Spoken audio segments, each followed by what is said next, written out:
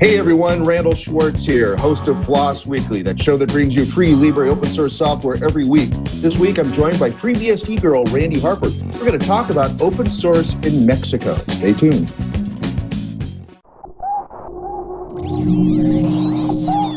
Netcasts you love. From people you trust. This is Twit. Bandwidth for FLOSS Weekly is provided by Cachefly at CACHEFLY.com.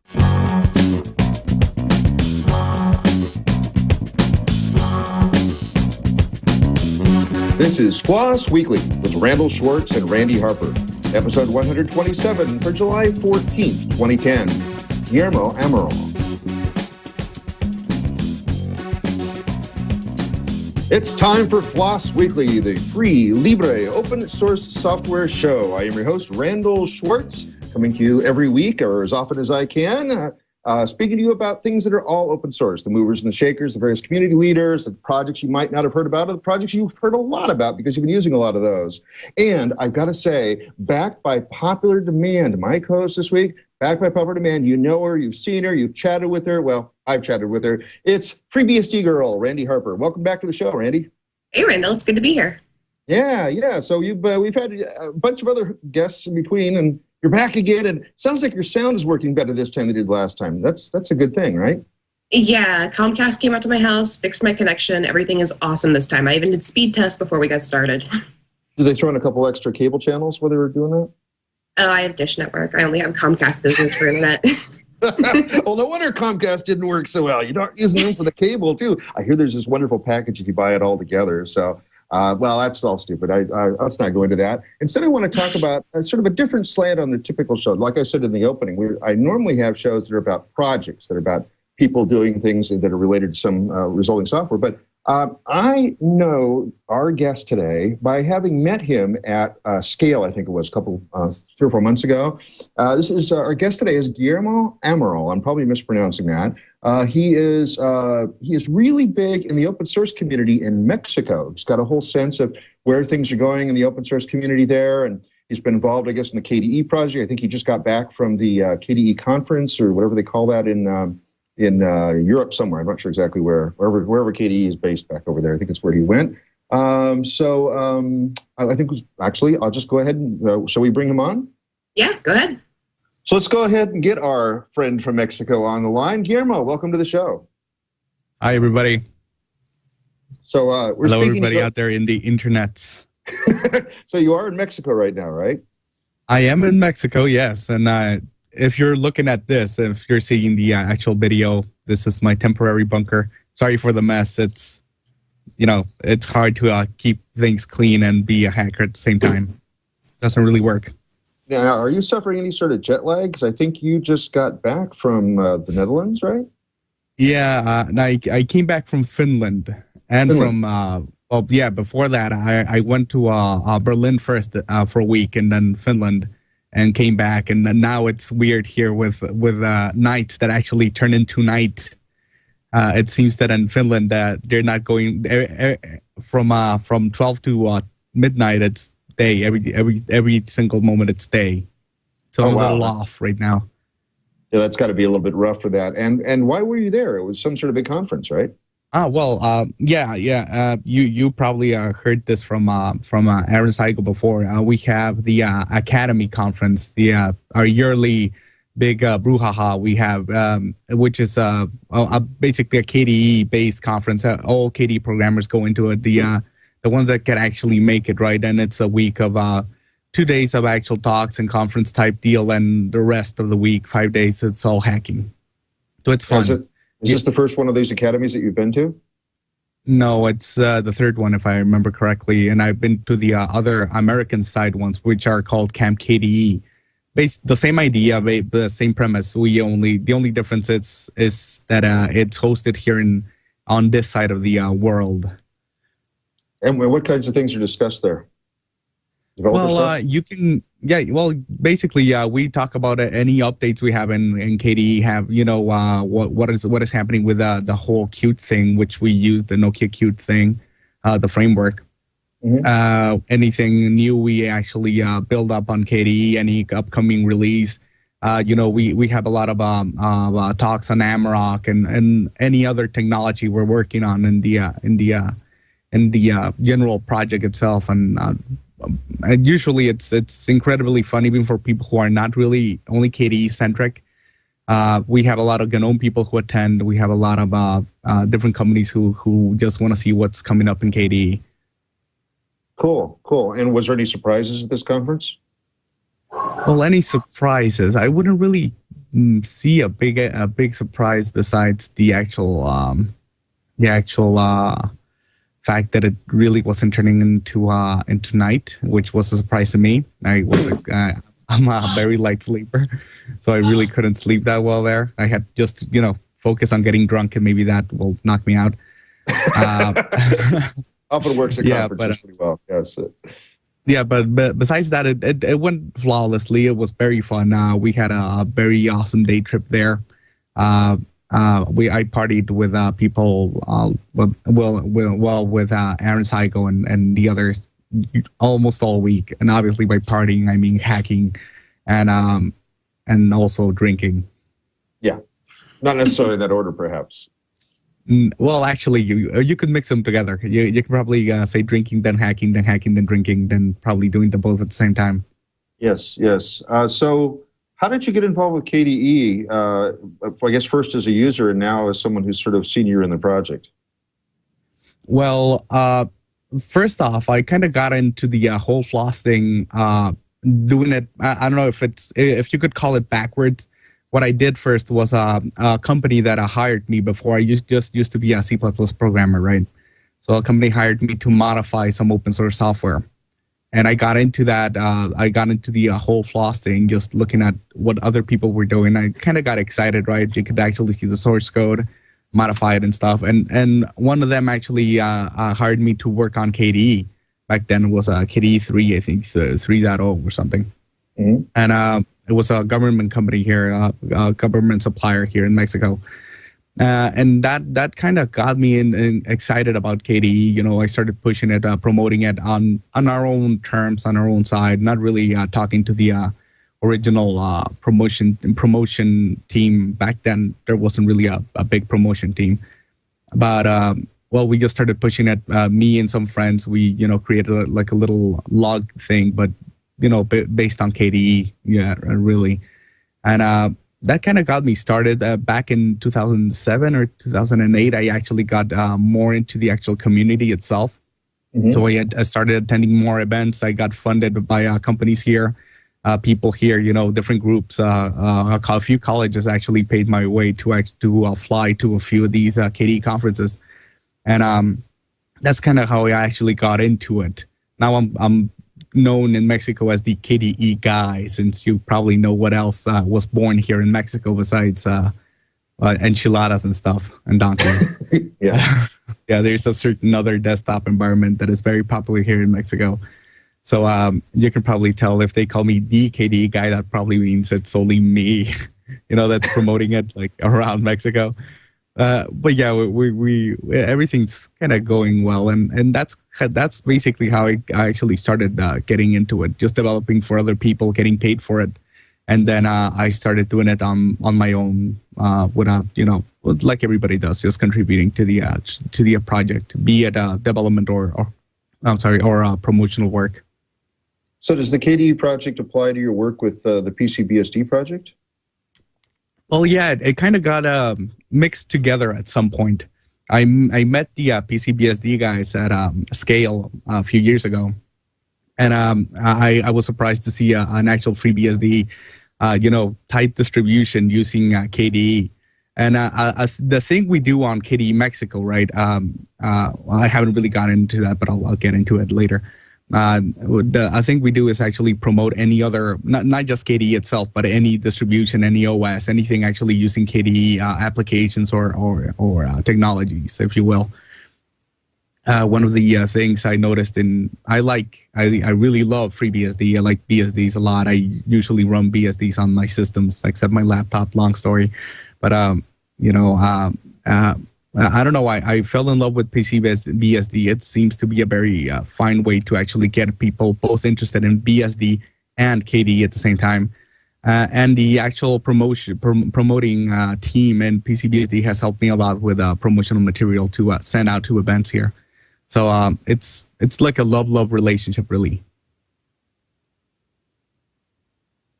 I can't hear Randi. So I do see she's not wearing the hat I asked her to wear. Maybe I'll have to mime for her. I can be a ventriloquist and throw it up for her voice for her. I was actually going to ask. Oh, yeah, that's better. That's better. Yeah, nice. Okay. I like that. How come we can't hear her yet? I could fill in that, the voice if you want. We just needed to be. Oh, hi guys. Well, yeah, I'm Randi. Sorry, we just can't hear you, Randi. Seems like always something goes a little bit confused here. But I'll ask the next question anyway while Randy's trying to get her sound worked out there. Is that better? Oh, there we go. Oh, yeah. There you go. Go you muted yourself, didn't you? I must have hit the keyboard or something when I was putting on the awesome hat. Sorry about that. So I actually know you originally from the PCBSD booth. I think I've met you 2 years ago. And are you actually doing any work with PCBSD beyond promotion, or are you just kind of getting in there and like guiding them with their work with KDE? Because I know that KDE is the preferred window manager of choice with PCBSD. Well, actually, it started off with them looking for me. I was in the KDE booth at Scale, where we actually met the first time. And I think one of the PCBSD guys went and picked me up from the booth so I could help them set up their Xorg on their booth screen, since I knew a little bit of both Xorg and BSD systems. We kind of got it running right after they actually upgraded their own distro on that machine, but that's a longer story I shouldn't probably get into. Anyway, I started off just promoting PCBSD. Then I started off trying to look for bugs, trying to see if I can get in any actual test cases with it here in Mexico. On actual hardware we have. We might not have the the newer hardware usually in the government systems here in schools, especially schools. I think we're still running MS-DOS on a few schools here. Oh, wow. In fact, yeah, exactly. I've actually seen MS-DOS in a few schools here and college level schools. So, but if I just trying to point people into it. We also started a few other mini projects again with the PCBSD people. But well, right now it's mostly promotional work and me hanging out with them whenever possible. They're fun guys, really. Okay, so we're two BSD people, but our audience doesn't necessarily know about PCBSD. So can you do a little bit, kind of pimp the project a little bit, tell us what it's about? Well, yeah, sure. PCBSD is basically, if you want to call it a distribution of a FreeBSD, a little simpler way to actually get started in the BSD world that has KDE already set up, so you don't have to either compile it or download it or get the packages yourself, set it up. It's got a live CD, so you can test it out without actually, having to blow out all your content on your hard drive. What else? It's got a different graphical installer. Some people hate that installer, right? I'm pretty sure somebody here might not really like that graphical installer. Actually, that installer is part of it's getting imported into FreeBSD. Yeah. So how much do you know about the installer in PCBSD and how it works on a technical level? On a technical level, the original installer on FreeBSD or PCBSD? I didn't get the PCBSD. Sorry, PCBSD. Yeah. Well, really, I have only used it like a couple of times whenever I need to install PCBSD on a system. So I haven't really checked the underworkings of it. I did try once to actually set up something complicated, and I couldn't do it. And by complicated, I mean having the hard drive completely encrypted with CFS and other things. So I have burn. That's one of the things they push. Yeah, exactly. I couldn't do it that time. They told me it got fixed later, but I just went for the old FreeBSD route with that.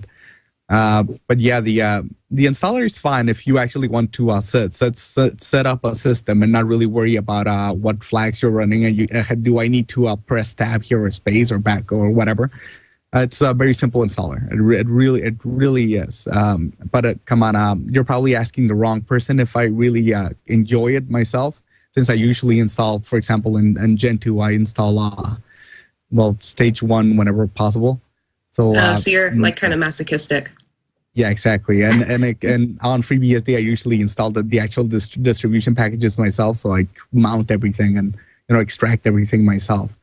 So I wouldn't really be the correct person to promote an installer.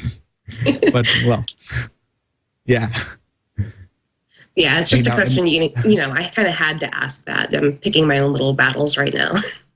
Yeah, I noticed. It's fine. So, working with the PCBSD folks, have you worked with any like Linux groups before, and how could you compare it to working with Linux groups, if so?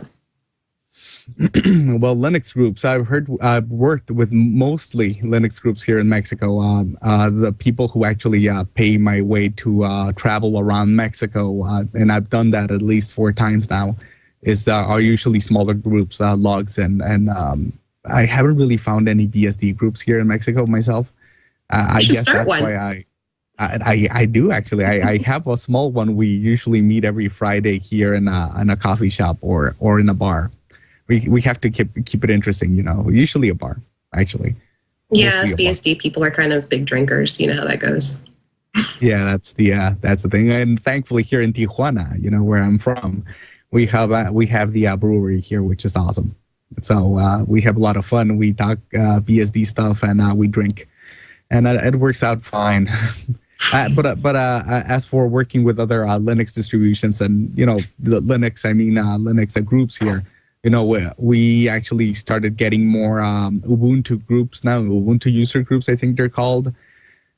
I'm not too sure about the whole naming thing and just focusing on one distribution myself, but whatever. Anyway, the Kubuntu people in those groups also seem to support KDE a lot, obviously, since they're using Kubuntu. But yeah, they are.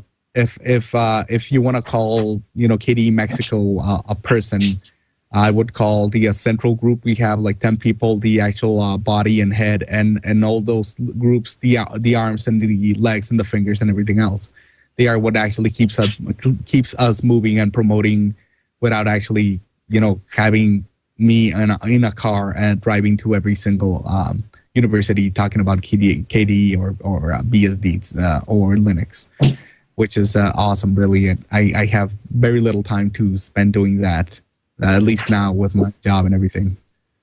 So to clarify, obviously you're pretty up on what open source kind of penetration there is in Mexico, and I'm wondering, do you know enough about, say, the penetration in other countries like the U.S. to know whether Mexico is lagging or leading or somewhere in between? Well, I have gotten a lot of smaller contracts with municipal governments here in Mexico. And I would probably say we're lagging behind. You can now, at least now, recently, maybe this past year, actually get jobs involving open source in the government here. Mm-hmm. As far as schools actually adopting open source, it's still very low. I would probably hint at 2%. Most of them are still on Windows. The problem here in Mexico with the whole actually accepting open source is that Mexico is big on piracy. Usually you'll find people just pirating Windows, pirating whatever else. So if they want to play their games, they'll just, it doesn't really cost them any money to have themselves download a copy of Windows or buy it off the street for 10 pesos, which is what, like $1 or less, little less than $1. So it's kind of hard to actually get people involved and using open source in any way in Mexico, and that also affects the you people, everybody, I'm sure has noticed that most of the open source community is actually focused on English and on the English language itself. Very little translation goes about, and if it does, it's usually I wouldn't say the newest translations for every single application and whatever. So in Mexico, very few people actually speak English. They do teach it at schools, but not at the level that you would need to actually start contributing to a project or actually using, for example, KDE in English. So thankfully, there are like a Spanish from Spain version of KDE, and I think there are a few modified versions for KDE for Mexican Spanish. But still, people really, push off the open source. If they have to email somebody, if a sysadmin needs to contact somebody over a bug they found, and they can't contact them back in Spanish, they usually just say no. I'm sure I can call Microsoft and tell them, I need my computer fixed in Spanish, and they'll probably contact me back in Spanish. So that's probably the huger leap. It's just the language barrier. That's interesting. I was thinking that actually those two things would be important barriers to acceptance in there. The first one is sort of the overloading that we have of the word free. We always talk about the freedom with open source software, and we have to make this special distinction, which even in the title of this show, Free Libre, that we're talking both about software that has no cost to it, but also in general, but also software that is free to do what you want to with it. But if you can just pirate a copy of Windows, it's hard to justify then why someone would be interested in Linux or why someone would be interested in FreeBSD, because you can kind of get all the stuff you need anyway, right? Does that make it harder? It probably makes it almost impossible to actually start getting this stuff into people's hands. So I got interested in open source since I could actually see what other people were working on, how other people were coding, how the whole community actually got involved, right? You can start with nothing and actually get something huge like KDE or GNOME in a few years. So it's awesome. You probably won't even get that experience working for somebody, especially working for a big company here in Mexico or outside even. Mm-hmm. So you're usually just limited to like only this little section. You can't contact anybody outside this section, whatever. On open source projects, you can just contact anybody, the actual maintainer of whatever part you want to work in, whatever code you need changed. If you want to change the license or something, you can contact that person. So it's very open, it's very free, as the name suggests. But yeah, if you have piracy and let's say that other barrier, like the language barrier, and maybe perhaps the lack of actual exposure here in Mexico and on news, and for example, yeah, it's very tough. Most people will say, well, okay, so I have to learn something new. Do I have to insert this city into the system? Can't I just pay the kid next door for so a couple of tacos or whatever, and he'll come over and just fix my computer. Now I'll have to find somebody to fix it for me. So yeah, it's actually very tough. We need more groups, more actual Linux support groups, more BSD support groups. We need more exposure here in Mexico. The problem is that Mexico is so huge. It's incredibly big. It's not, this isn't Slovenia. It's not like a tiny little country. It's, huge, big.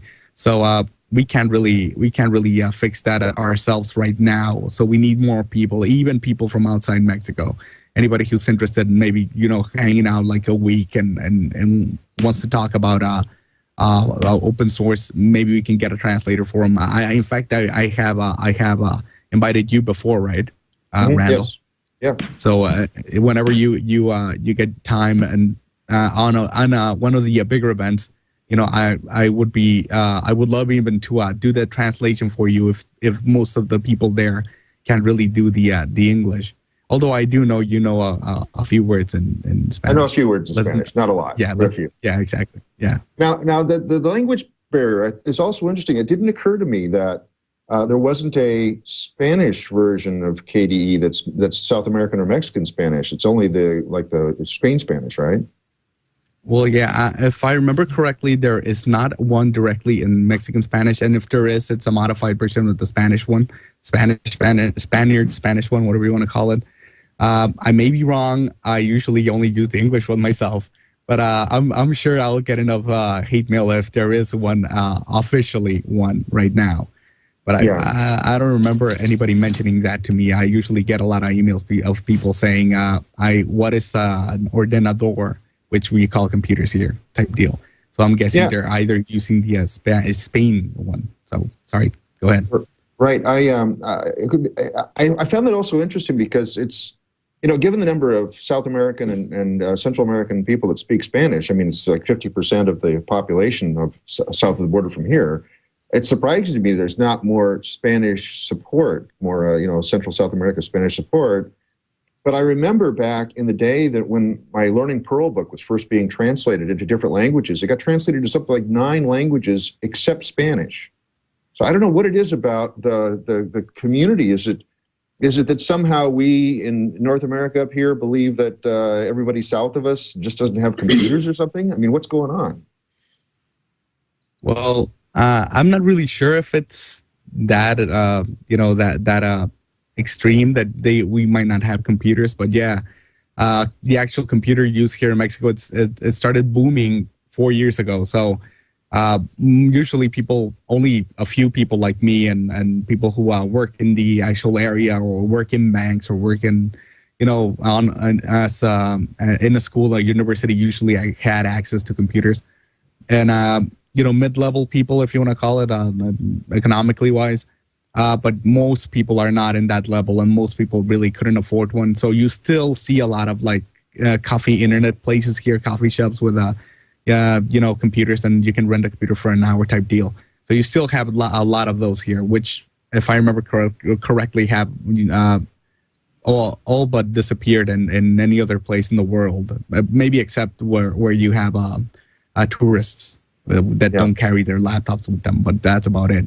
Here you'll find them everywhere.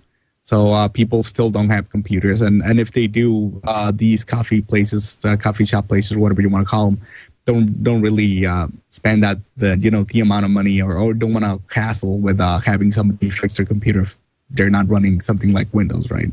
But yeah, I think the actual community itself, for example, on as you mentioned, your book and getting it translated into Spanish, probably the market is not ready for it yet.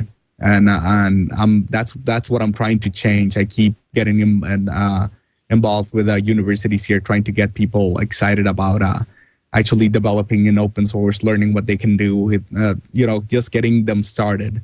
And me and a few people have actually started pushing for more English in schools here.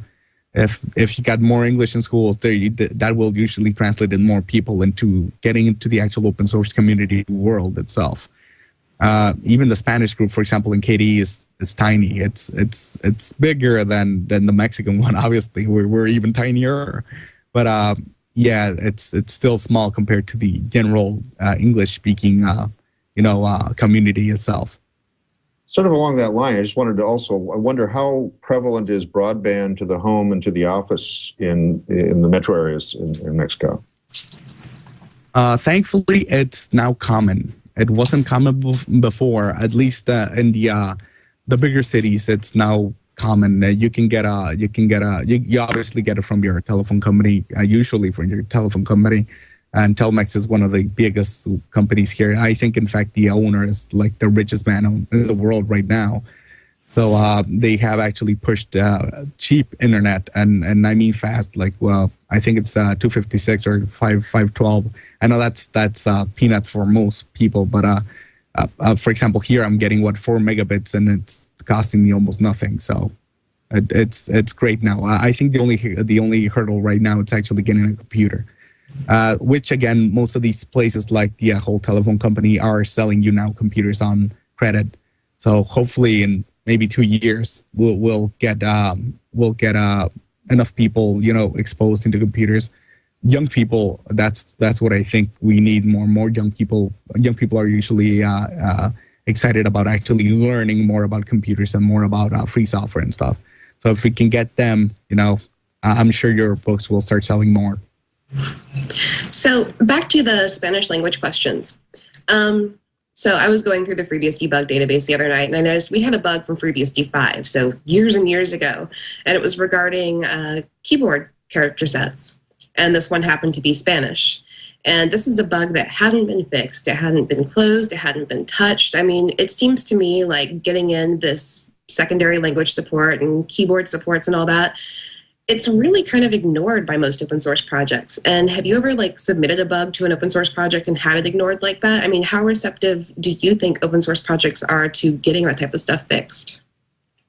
If you mean, for example, on a language scale or a translation scale, I think it's very hard to actually get them fixed. Even if you are paying attention to only those type of bugs, you will usually get a lot. For example, I offer everybody here in Mexico just a simple way to actually get them involved. Email me directly or even call me. I have a special cell phone number that I usually answer for, that type of questions. So if they have a problem, they can usually contact me directly, and I'll try and find the person I need to bug about it to get a certain thing fixed, especially if it involves the whole language thing. But it's really hard to actually get people excited about translating into Spanish and well, in translation itself. So I know a few people who are translators. I know a few people who work in that area. And I know it's not totally hard, but it's not exciting work. So most people either just decide to go the developing route, or maybe promotion, or maybe, I don't know, just using or fixing any other bug they can find in an application instead of actually translating. Especially since applications in the open source world usually change a lot. So you may have this week a button that says OK, and then somebody in next week comes and replaces that OK written, as OK, blah, blah, blah, into the actual shorter OK, like 2-letter OK. So now somebody has to either translate that into a valid form into, for example, Spanish, which would be, well, technically still OK, but, that's a bad example. But, you get the idea. They changed a lot, so people would need to be on top of that. Oh, what's that? Is that a motorcycle? What is that? I think sound? that was. Sorry. It's nature. I'm sitting next to my front door. Yeah. That's usually the problem you'll find. I do implore anybody who is either listening to this. Sadly, it's in English, so it won't really work. I'm gonna try and translate at least some of this into Spanish and publish that into the KDE Mexico mailing list or website. And I'm still looking for more people interested in that. So if you want to dedicate a few minutes into translating something from English to Spanish in KDE or any other project, I'm not really only focused on KDE. In fact, if it's on BSD, I would even love that. It's another project that I like a lot. And in general, the OS itself, I like BSD a lot. So if we get anybody, awesome. Since you're about ready to translate this whole podcast into Spanish, let me include one sentence. This sentence won't make any sense once you've translated it into Spanish. Okay, go ahead. No, I just did. Oh, that sentence does not make sense once it's translated into Spanish. Yeah, so that's right. Well, that's why I said most of it, probably not all of it. Just me asking for more people and more help. That's what we need. I have, as you know, I've taught my Learning Perl class and my Intermediate Perl class, and I've given some speeches and keynoted a couple of the conferences there in Mexico. And I've only felt the greatest of support, and I've really enjoyed my time coming to conferences there. It's sort of weird because I feel a little bit like a rock star because apparently y'all have great respect for people you've read on the net. So this is really a lot of fun. I have to say that. So speaking of podcasts, so you just talked about, so you have your own podcast that you do as well, right? Yeah, I kind of started a little mini network for, geeky stuff I like to do. As you can see, I have the mic and I have the studio, if you want to call it, which is basically a shack. I started a couple of podcasts. If you guys want to check them out, it's on webaverse.com. That's WEBB, like Webaverse, as in universe, right? Or you can just Google Gamaral and you will probably find a link there if it's not already shown around here in this general area. Right?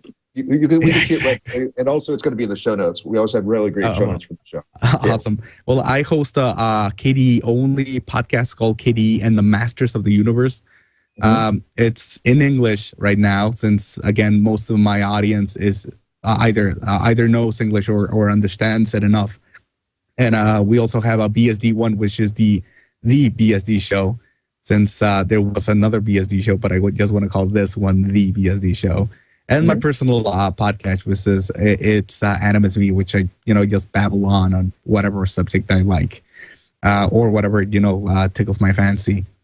We are starting 2 more Spanish podcasts, actually. One of them is hosted by one of the guys here in the chat room, Gesaldana, which is a co-host with me. He co-hosts either KDE and the Masters of the Universe or Animus Me with me, a few times during the actual year.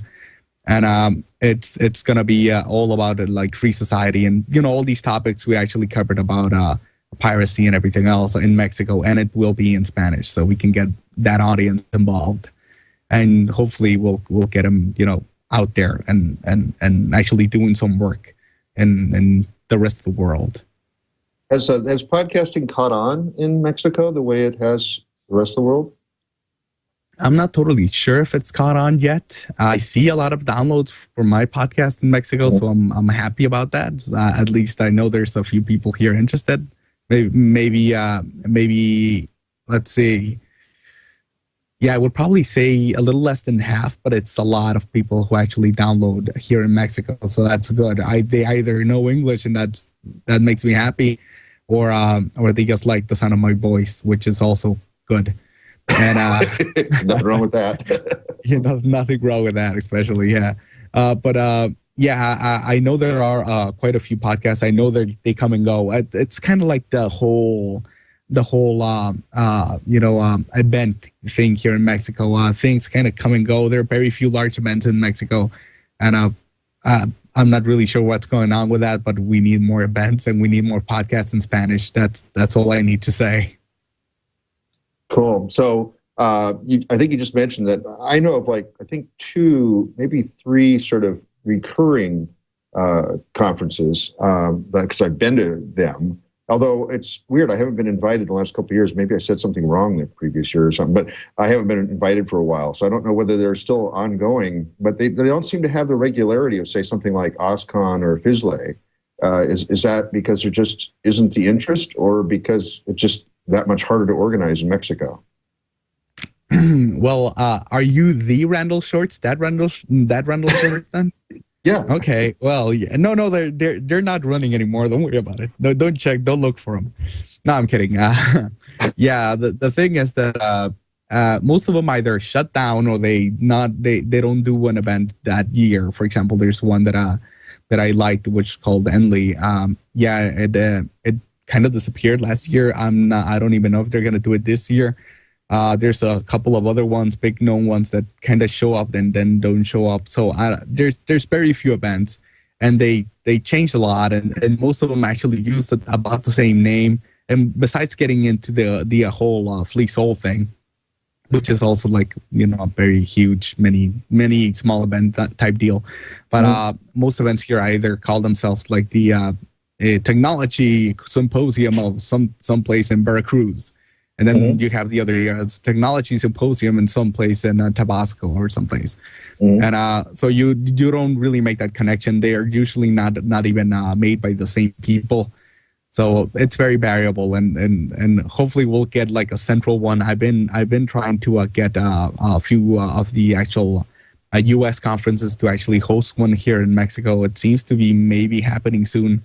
So with luck, we'll get that stable, and we'll have more events. Right now, I usually just visit small ones. So whenever somebody says, well, we're having a special event on May 5th, and it's going to be about free software and KDE and whatever, they invite me, I go. But they're not that huge. They're under 1,000 people. Well, 1,000 people is nothing to sneeze at. That's bigger than the Pro conference we had 2 weeks ago. I wouldn't go if we were anything less. I'm kidding. Well, is there a presence, say, of you said you're the KDE guy. I mean, is there like nothing formal from the KDE organization or maybe the Ubuntu organization as a formal presence and organization within Mexico? The only formal presence we actually have for KDE in Mexico will probably be KDE Mexico, which I founded. But that's about it. I know of let's see, about 2 more developers or contributors. I would rather say here in Mexico. But that's pretty much it. Usually, whenever I go to an event, it's either Olga Gnome and me, right? So it's it's kind of scary. I had to bulk up to be a little bit more intimidating around those people. I don't want people beating me up afterwards. So But it seems to be lacking right now, at least as far as the kitty community goes here in Mexico. We have the whole kitty Mexico team is basically 10 active contributors, and I mean contributors into the whole kitty Mexico thing itself, not only kitty outside. And we have about I think 15 to 20 ambassadors, as we call them. We kind of borrowed that from the whole I think Fedora project, if I'm not mistaken. Yeah, Fedora has so we kind of did the same thing here. We get people excited about it whenever I go to, for example, a certain college in Mexico, and I look for people who actually like KD or use KD and want to promote it, and then I just send them stuff, a lot of swag so they can distribute and tell their friends, and I point them to the right distribution if they like one, and so they can burn and then distribute CDs if they need money. I usually try and find funding from people here, businesses here in Mexico, and try and cover that. Recently, the whole actual sending promotional material kind of slowed down a bit since my current employer, KDAP, has kept me a little under wraps and hardworking. I have to work harder, to keep telling me, so I keep working harder. And a few rules for a whole import and export thing kind of changed here in Tijuana, at least. So it's a little harder to actually send something, even if it is like BSD ears to down south and to Mexico. Not sure why. I don't think I can resell BSD ears, but they want to charge me $10 for every single pair. That's not good. So I'm fighting with that right now. Hey, so earlier you mentioned that you were doing some government contracts. I'm wondering, I know that from my experiences of going to FISLE down in Brazil, that Brazil, from the top level down, the government is really biased now towards open source, and in fact has issued official government documents of how you move from Microsoft-based products to open source, the equivalent open source products. Is Mexico that far along, or is it just that you're now permitted to use open source for various applications for government projects? I think it's encouraged now. At least it's starting to get encouraged. And obviously, there's a lot of corruption, like in Spain and in certain other countries I wouldn't like to name. But yeah, it's a little harder to actually get open source into a certain institution, for example, since Mr. Moneybags, Microsoft comes in and, says, well, I'll give me 10 pesos and I'll give you every single Office suite for every single computer you have here. And that's usually too tempting for these institutions. But they're at least we're starting with the whole underlining, the whole internal systems, the Samba server, for example. All that stuff is actually getting swapped out for open source software. Little by little, that's usually what I get. People wanting me to write a administrative console for their new system. They set up on Linux or BSD, and they just control that and have all the clients actually use Windows machines. But it's getting closer. Maybe in a couple of years we can actually get that fixed and get more actual usage out of open source in the government, which it would be awesome here. It would actually help out a lot. Well, it does seem that you're farther along than most of the U.S. in that respect. I know there's a lot of government RFPs here in the U.S. that you have to be Windows compatible or something. It has to say something in it that basically forces them to use the official Redmond products in order to be able to be justified. Although we are making a lot more headway, from what I understand, various governments coming up at the grassroots level are arguing for things like open data standards. The moment you could get open data in there, you got that leverage to also get open source in, which is really nice. But it sounds also like you're not quite then where Brazil is, where it's really sort of the mandate coming from the top. And maybe, like you said, maybe in a couple of years I'll get there. So you're a little ahead of us, a little behind Brazil, it sounds like. Yeah. Especially here in the northern part of Mexico, we have it seems to be a little bit more like the U.S. here in Tijuana and like Baja California. The farther down you move, it's a lot more acceptable to actually use open source, at least in the places or institutions I've visited, like schools and stuff like that. But maybe direct government, well, whenever they get a lot of money to spend, like on a, let's say a quarterly I think here in Mexico, when I don't really get that much into the whole government thing myself, I'm sorry, but They usually just need to spend or say they're gonna spend it on something, and open source software isn't really that deductible, if you want to call it, since it costs nothing. So they want to say they spend a lot of money on something like Microsoft products, which they actually got for like 100 pesos, and they charge 1,000 for them, saying how much Windows costs here. So that's usually what happens. It's just either corruption or some other scheme they're planning. But I hope soon we'll actually have more open source in the government and in people's houses. That would actually make my life a lot easier and make my software a lot better. So if I get more people interested, more people working on KDE, that would make me extremely happy. I would even wear that hat, that FreeBSD girl hat. I wouldn't wear it now, but I would probably wear it afterwards. It's a very warm hat, I'm telling you. So I actually have one more question for you. And this is kind of like my thing, so I have to ask it. Open source in Mexico, are there girls there? Well, good you ask. Well, it seems to be. We have the same problem most other people have. I think we are, let's say, 20 people or 25 people, and there's about two or three girls. So I think the ratio is kind of the same to the compared to the US. That's not bad. I hear that. No, well, yeah, it's not horrible. I personally, I would probably like to see more girls, but Randal knows me a little bit and knows why. I'm not a good person. I'm not even going to go there. I'm not going anywhere near that. Stop. No.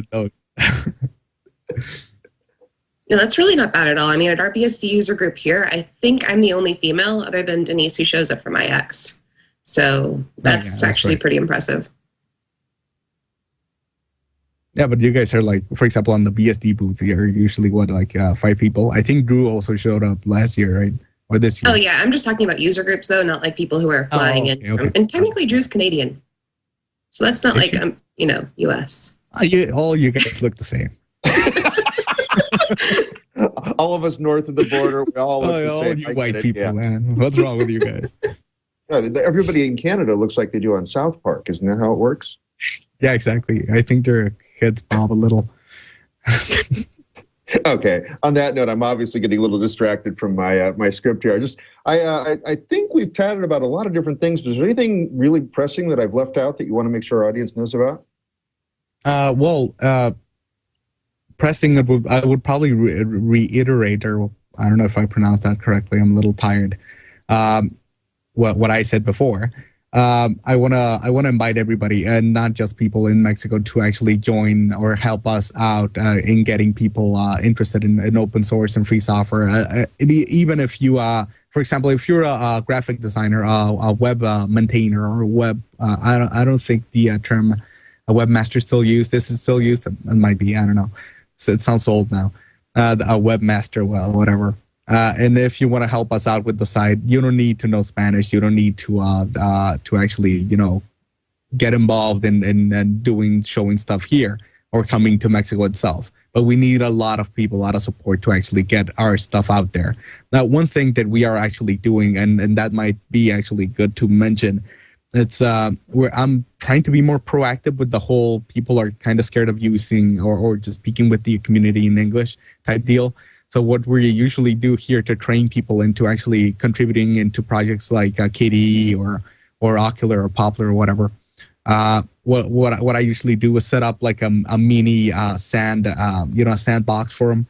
So we basically copy over a certain version of, for example, KDE, the last revision of KDE, or last release, of KDE, and we help them out in trying to modify it so they can ask us questions. And a few of us act like proxies into and ask whoever's maintaining that project. And we just send that information back and help them, kind of submit patches and get involved into the whole open source outside Mexico type deal, even if they can't speak English. So that's something we're trying to, actually fix here.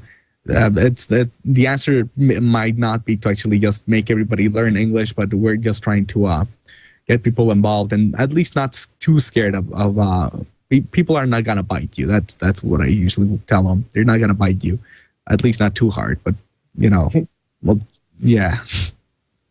And anything else you want to push your podcast one more time? Oh, yeah, well, sure.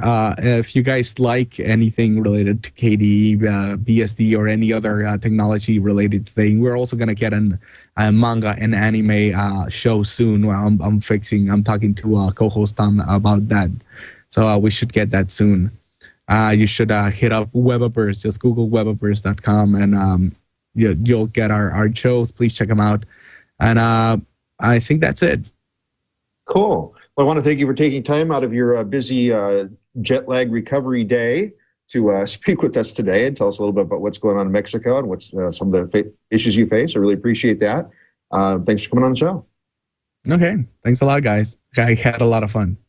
Great. Thanks. That was Guillermo Amaral, who is joining us from Tijuana, Mexico today. I know that area well. I have a lot of friends in San Diego, so I stop in Tijuana from time to time and do a little drinking even with Guillermo one of those times. So interesting show, huh, Randi? Yeah, it was great, actually. I learned quite a bit. I had no idea what was going on with open source in Mexico. Yeah, cool. I'm glad that we have experts who can speak to us directly from places like that. Bring that on. We have some other sort of community people coming on in the short list. Nobody in the current schedule. But speaking of the current schedule, let me run through who we've got. Next week is OSCON, the open source conference I mentioned a couple times earlier in the show. I will be there. I'm actually teaching a 4-hour small talk class on Monday.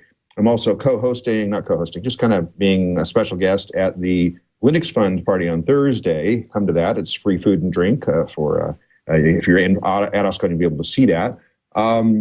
And I have I've been talking about having a special guest on because I'm going to be at OSCON, and it's just going to have to wait till I get there to figure out who's actually going to be on the show. So I can't even promote who's going to be on the show next week because I don't know. I do know that Simon Phipps has agreed to help me out with whatever I do there. So that's going to be fun. But it may just be a conversation between me and Simon. We'll figure out something to do there. But we'll have something on next week. Following that, 2 weeks from now, we have Thomas Cherryholmes. He's going to talk to us about the Linux MCE project, which is the home automation system. So it'll be kind of a home server network, home automation thing. I haven't played with it yet, but sounds like it should be pretty fun to talk about. After that, Mark Phillips, Andrew Gross, talking to us about React, which is another one of those wonderful NoSQL databases. Andy Hall and Akim Hassenmuller from VirtualBox, the VirtualBox project, which is the open source version of something like VMware or sort of more like Zen, then I guess, because that's open source as well. Stephen Heminger is coming on to talk about Viata, which is a Cisco clone. Replace your Cisco box with the open source off-the-shelf hardware and software. Dan Scott and Mike Rylander talking to us about Evergreen, an open library system used by hundreds of libraries all around the world. So a lot of people. Also go to twit.tv/floss, and you can see the upcoming list after that. If you want your project on the show, please have the project leader email me, and we will put you on the show as quickly as possible. That's how most of the most recent guests got on the show. They just write me, and I say, okay, yeah, how about October 12th? And they go, yeah, okay, cool. So that's how it works. I try to do the scheduling easy. Speaking of upcoming shows and upcoming places, you can follow me on Twitter at twitter.com/Merlin, MERLYN. That will help you figure out where I'm going to be, when I'm going to be. Like right now, I'm in LA, and so if you were around here, you can hang out with me or whatever, buy me a drink, or I never refuse those. Or just figure out what's going on for me in the future. And I think that's all of the stuff I want to talk about. Randi, do you have any last-minute comments? How do we find out about you? How'd you find out about me? I think we were drinking, and it just kind of evolved from there. No, I mean, how do people find out about you now? Oh, I thought you meant how did I get on the show before? All right. How do you find out about me on Twitter? I'm a FreeBSD girl on Twitter, or I just search the FreeBSD mailing list. I'm usually there. Cool. Good deal. I'm sure people will find places to see you. And let's see. I think I've gone through my entire list of what I wanted to cover this week. So without further ado, we'll see you all again next time on FLOSS Weekly.